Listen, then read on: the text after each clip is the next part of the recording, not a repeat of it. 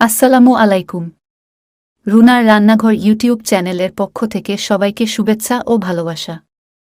আমার ছেলে এবং পরিবারের জন্য রান্না করি এবং সেটাই মাঝে মাঝে আপনাদের সাথে শেয়ার করব। আপনাদের ভালো লাগলে চ্যানেলটি সাবস্ক্রাইব করে রাখবেন। লাইক, কমেন্ট এবং শেয়ার করে পাশে থাকবেন আশা করি। আপনারা বাসায় কিভাবে পারফেক্ট স্বাদে ফুচকা তৈরি করে খাবেন সেই রেসিপিটি আজকে আমি আপনাদের সঙ্গে শেয়ার করব। তো এখানে আমি আগে আলুর যে ভর্তাটা সেটা করে নিচ্ছি। এখানে নিয়েছি পেঁয়াজ কুচি, রসুন কুচি এবং ধনিয়া পাতা। এখন নিচ্ছি শুকনা মরিচ, দিচ্ছি স্বাদ মতো লবণ,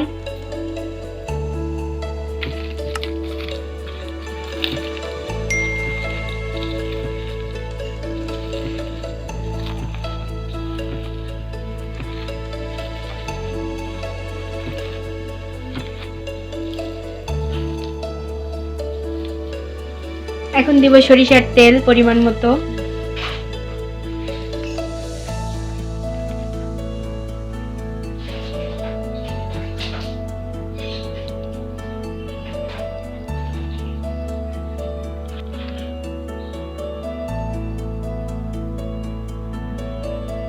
এখন দিয়ে দিচ্ছি জিরা গুঁড়া, ভাজা জিরের গুঁড়ো দিয়ে হাত দিয়ে সুন্দর করে মেখে দিব।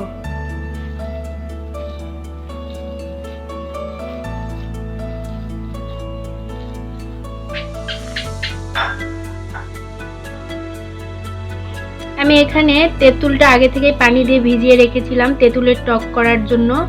তো পানি দিয়ে তেঁতুলটা ভিজিয়ে রেখে তেঁতুল থেকে আমি রসটা বের করে নিয়েছি। এখন একে একে সবগুলো মশলা দিয়ে দিব।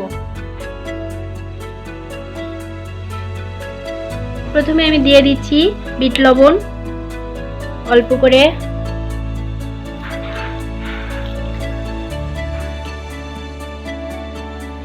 এখন আমি দিয়ে দিচ্ছি ভাজা শুকনো মরিচ, যেটা আমি হাত দিয়ে গুঁড়ো করে নিয়েছি পরিমাণ মতো।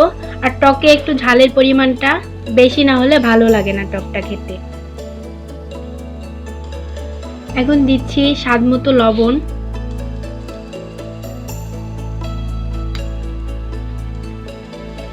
দিয়ে দিচ্ছি ভাজা জিরের গুঁড়ো,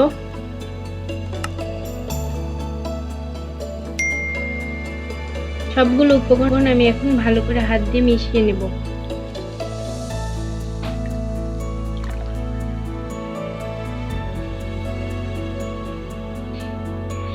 এখন আমি 1 চামচ চিনি দিয়ে দিচ্ছি আর দিয়ে দিচ্ছি সরিষার তেল পরিমাণ মতো।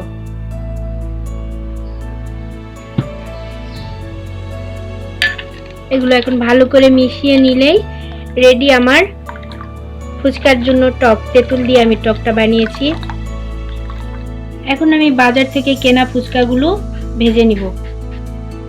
এখানে চুলায় একটি কড়াই বসিয়ে দিয়েছি, দিয়ে দিচ্ছি তেল,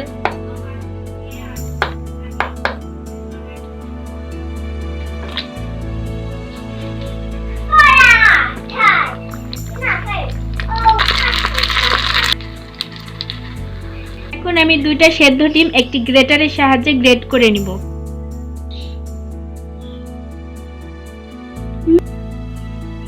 ডিমগুলো আমার গ্রেট করে নেওয়া হয়ে গেছে। এখন আমি ফুচকাটা আপনাদেরকে রেডি করে দেখাবো।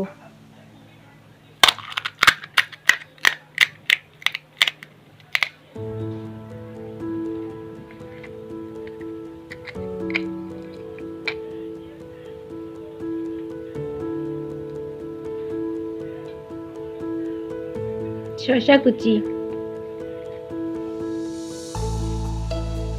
ধনেপাতা কুচি, পেঁয়াজ কুচি,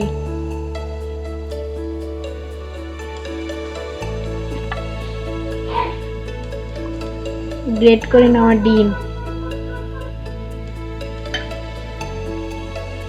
এখন দিয়ে দিচ্ছি তেঁতুলের টক। এই তো আমার ফুচকা তৈরি।